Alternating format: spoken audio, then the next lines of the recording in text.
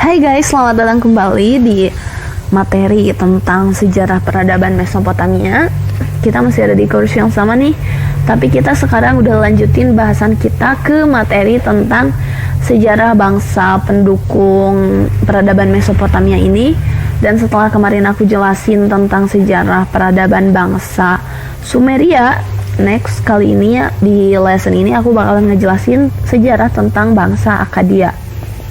Oke, jadi bangsa Akkadia ini merupakan bangsa kedua yang menghuni kawasan atau daerah Mesopotamia setelah hilangnya atau runtuhnya peradaban Sumeria. Oke.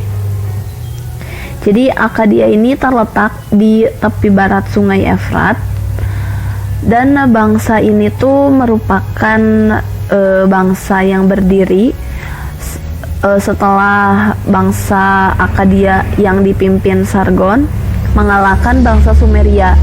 Jadi Raja Sargon ini tuh mengalahkan bangsa Sumeria dan akhirnya mereka menguasai Mesopotamia. Itu ceritanya kenapa bisa digantikan peradabannya ini oleh bangsa Akkadia. Jadi bangsa ini tuh berasal dari daerah padang pasir yang terletak di daerah utara Mesopotamia. Dan setelah mereka berhasil menyerang kerajaan Sumeria, Akkadia ini akhirnya berhasil menduduki seluruh daerah Mesopotamia.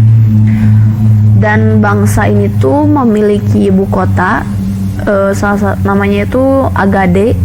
Jadi Agade itu merupakan ibu kota dari bangsa Akkadia.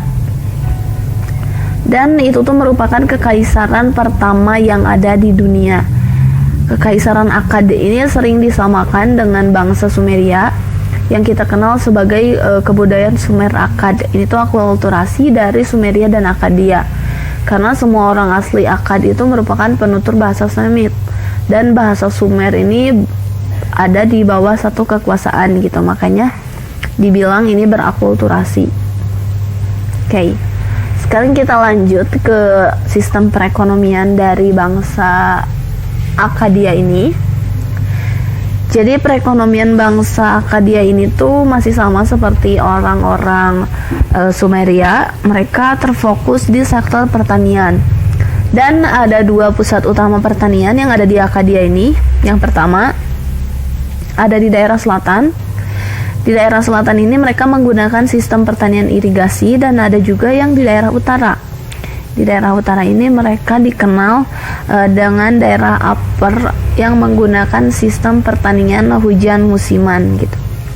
Jadi dua ini tuh merupakan pusat pertanian dari Akkadia, dari bangsa Akkadia. Ada yang di selatan dan ada juga yang di utara. Oke, next. Kita lanjut ke materi tentang pemerintahannya. Jadi sistem pemerintahan dari bangsa Akkadia ini sama seperti Sumeria.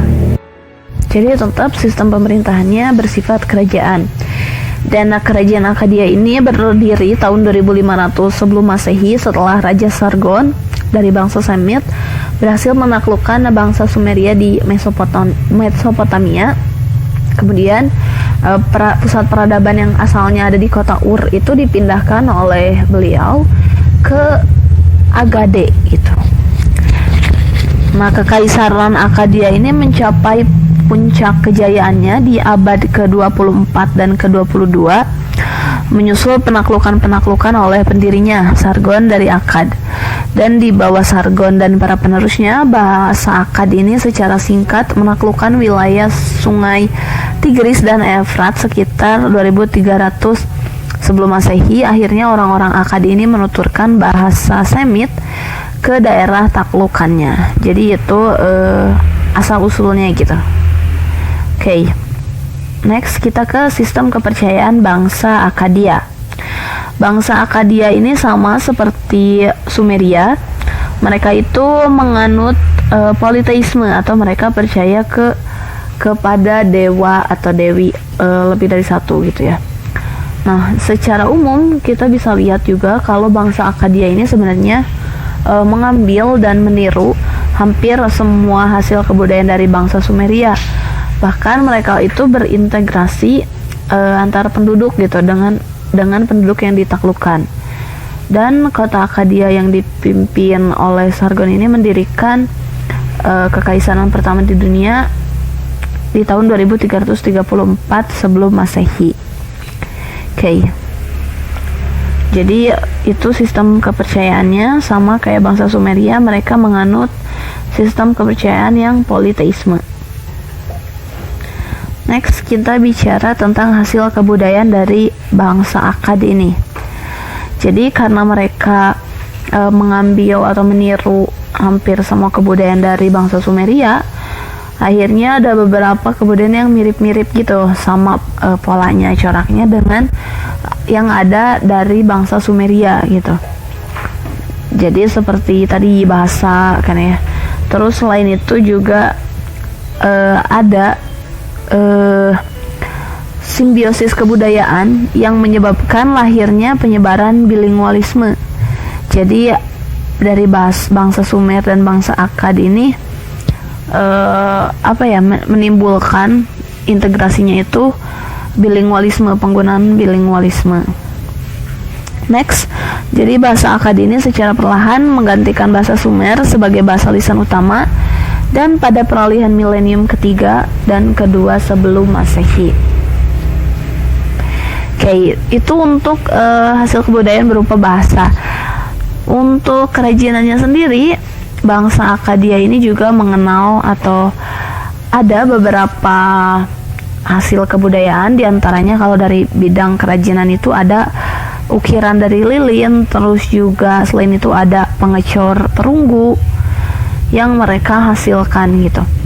Dan untuk bidang sastranya juga ada beberapa wiracarita atau cerita kepahlawanan yang mereka buat yang terkenal banget ini tuh ya, seperti Adopa, terus juga Etana dan Gilgamesh.